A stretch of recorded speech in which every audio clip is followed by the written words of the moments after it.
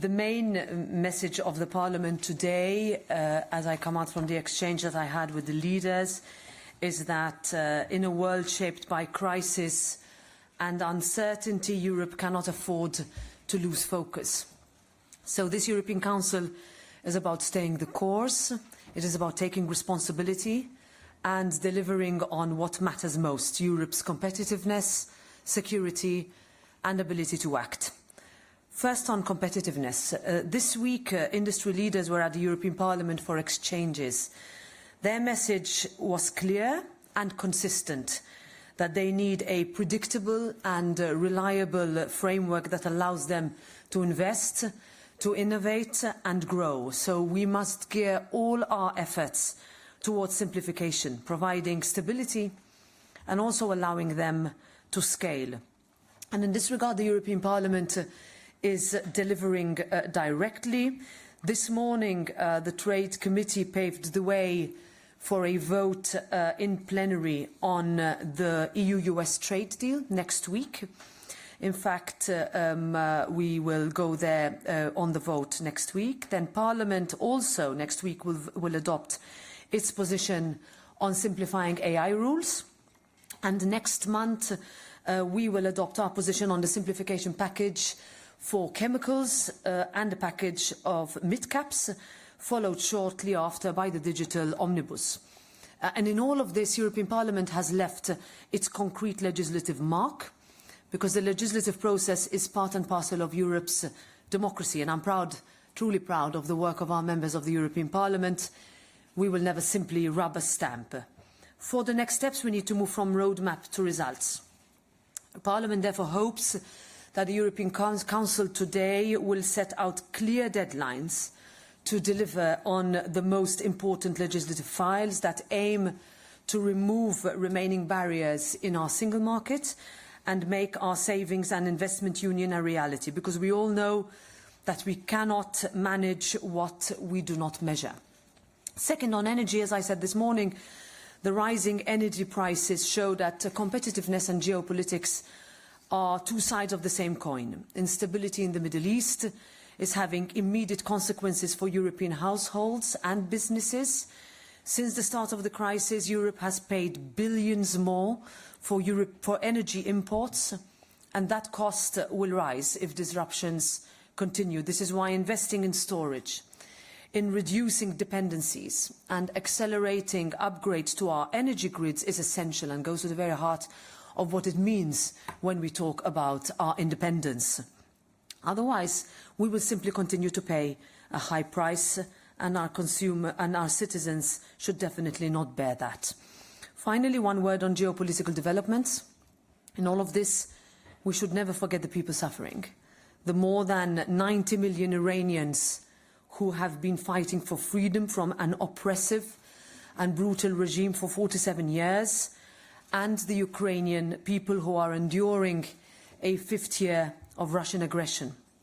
Parliament and our members stand with them for dignity, for liberty and for a just peace. And in this regard, European solidarity must be tangible and it must be real. This is why a few weeks ago we signed the €90 billion Ukraine loan into law.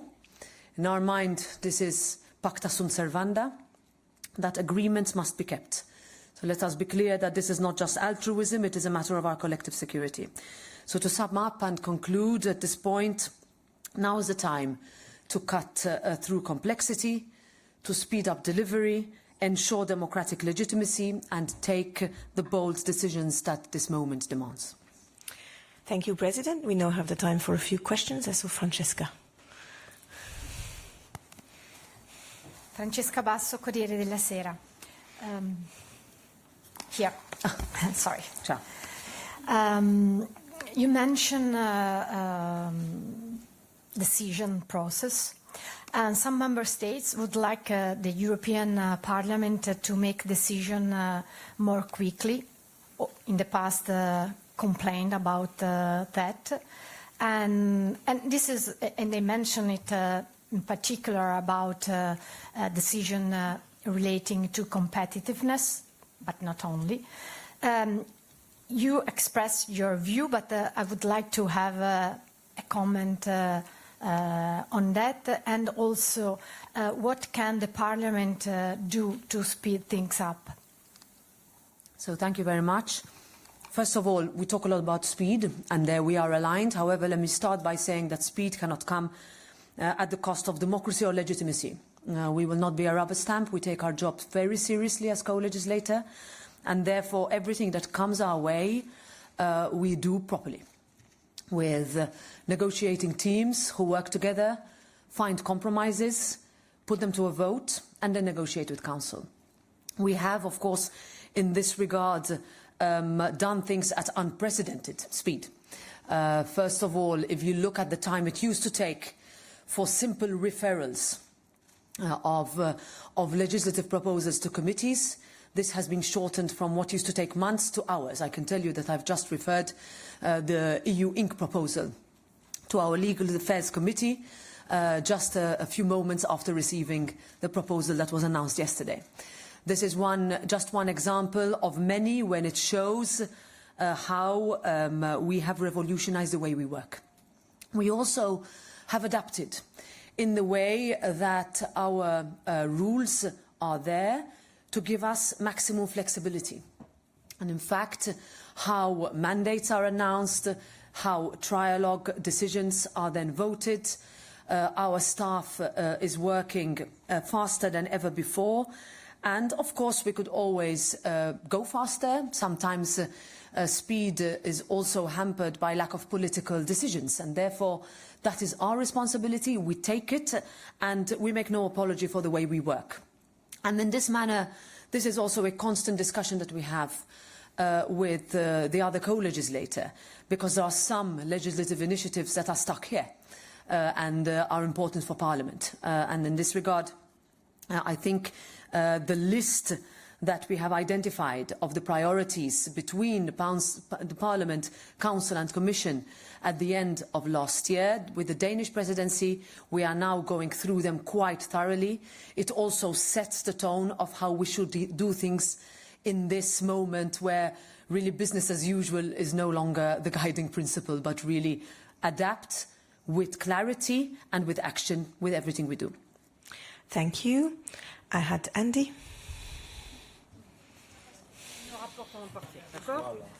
Yes. Hi, Andy Bounds, Financial Times. So I just wonder what the mood among the leaders was about the Parliament's position on the US trade deal.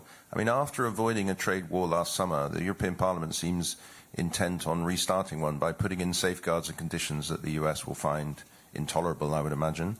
And most leaders just want this done. So what's going to happen when you get into negotiations with them? Thanks. So this has been on the discussion of quite a few European councils where you will recall that the process in the European Parliament was paused during the Greenland period.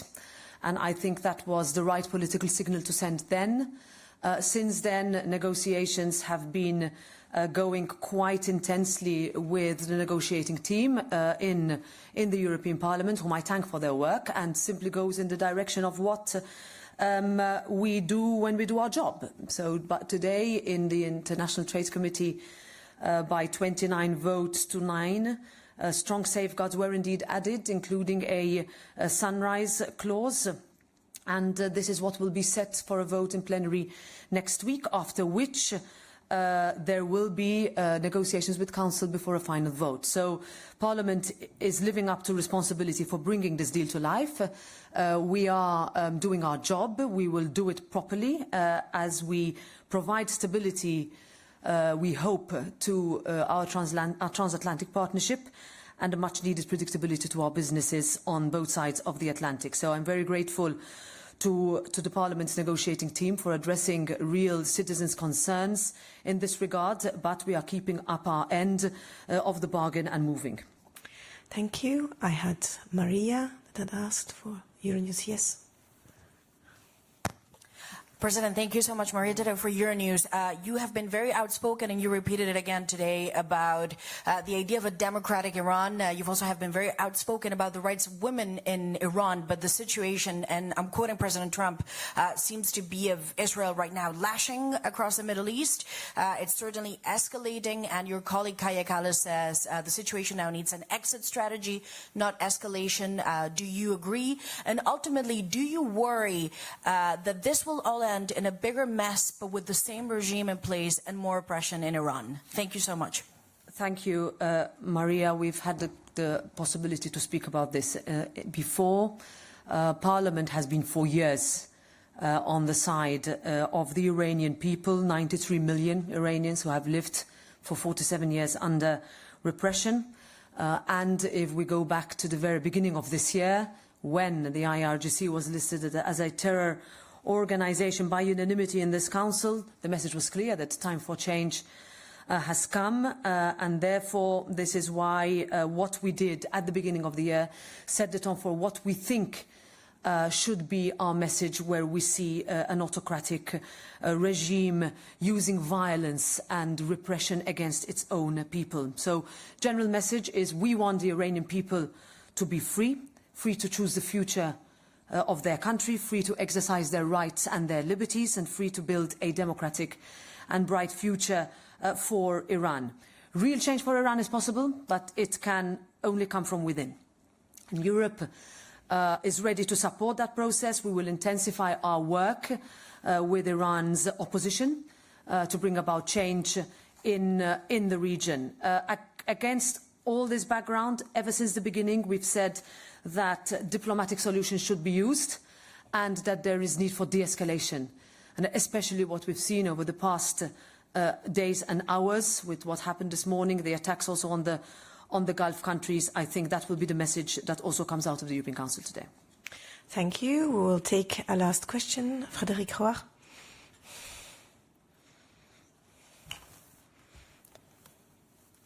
Thank you. Frédéric Roy, based on Daily L'Echo. I'd like to come back on the question of the speed of the work of the European Parliament.